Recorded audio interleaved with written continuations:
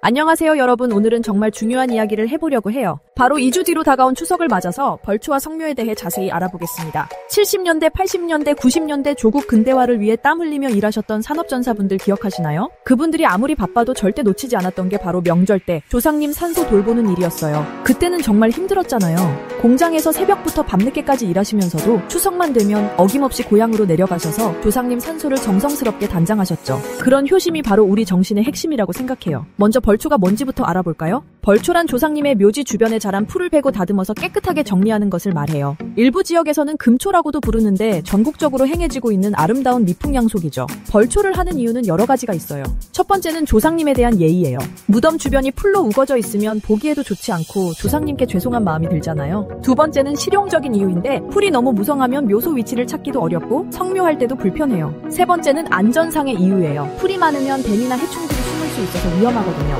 네 번째는 사회적인 이유인데 벌초를 하지 않으면 주변 사람들로부터 불효자손이라는 소리를 들을 수 있어서 체면상 꼭 해야 했어요. 그럼 언제 벌초를 해야 할까요? 전통적으로는 음력 7월 대중 이후부터 추석 전까지가 적당한 시기로 알려져 있어요. 구체적으로는 음력 7월 말부터 8월 15일까지가 가장 좋다고 해요. 왜 이 시기일까요? 너무 일찍 하면 풀이 다시 자라서 추석 때 또 해야 하는 번거로움이 있어요. 반대로 너무 늦게 하면 풀이 너무 무성해져서 작업이 힘들어지고요. 또 이 시기는 농번기가 어느 정도 지나서 시간적 여유가 생기는 때이기도 해요. 요즘은 벌초 시기가 많이 앞당겨지고 있어요. 예전에는 추석 일주일 전쯤 시작했는데 지금은 3주 전부터 미리 하시는 분들이 늘고 있어요. 파주 용미리 같은 대형 공설묘지에서는 벌써 성묘객들로 북적이고 있다고 하더라고요. 왜 이렇게 미리 하게 됐을까요? 여러 가지 이유가 있어요. 첫 번째는 교통체증을 피하기 위해서예요. 명절 당일에는 전국이 다 막히니까 미리 다녀오시는 분들이 많아졌어요. 두 번째는 날씨 때문이에요. 요즘 기후변화로 인해 가을 날씨가 예전 같지 않잖아요. 올해만 봐도 추석인데 열대야가 계속되고 있어서 벌초하기가 더욱 힘들어졌어요. 세 번째는 가족 일정 조율의 어려움 때문이에요. 다들 바쁘게 살다 보니 온 가족이 한꺼번에 모이기가 쉽지 않아요. 그래서 가능한 시간에 미리 다녀오는 경우가 많아졌죠. 네 번째는 벌초 대행 서비스 때문이에요. 전문 업체에 맡기려는 분들이 늘면서 추석 직전에는 예약이 어려워져서 미리 서둘러 하시는 거예요. 그럼 벌초는 어떻게 해야 할까요? 먼저 준비물부터 살펴볼게요. 가장 중요한 건 예초기예요. 요즘은 전동 예초기를 많이 사용하는데 소음이 적고 효율적이라서 인기가 좋아요. 낫이나 가위도 필요해요. 예초기로 안 되는 세밀한 부분은 손으로 직접 정리해야 하거든요.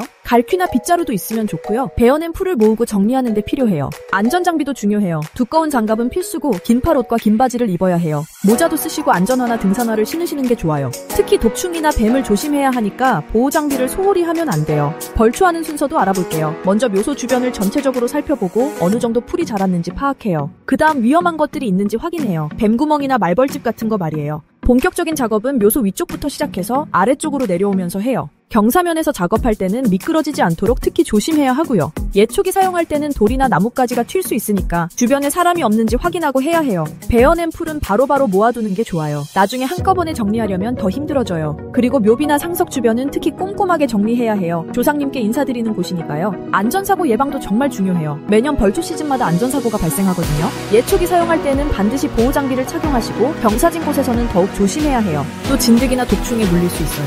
진드기는 쯔쯔가무시병이나 중증 열성 혈소 판감 소증후군 같은 무서운 병을 옮길 수 있어서 정말 위험해요. 벌초 후에는 꼭 샤워하시고 혹시 열이 나거나 이상 증상이 있으면 병원에 가보시는 게 좋아요. 우리 정신으로 보면 벌초는 단순히 풀만 베는 게 아니에요. 조상님에 대한 감사와 존경의 마음을 표현하는 거죠. 70년대, 80년대 우리 아버지 세대들은 아무리 바빠도 벌초만큼은 거르지 않으셨어요. 그분들에게 벌초는 의무가 아니라 자연스러운 효도의 표현이었어요.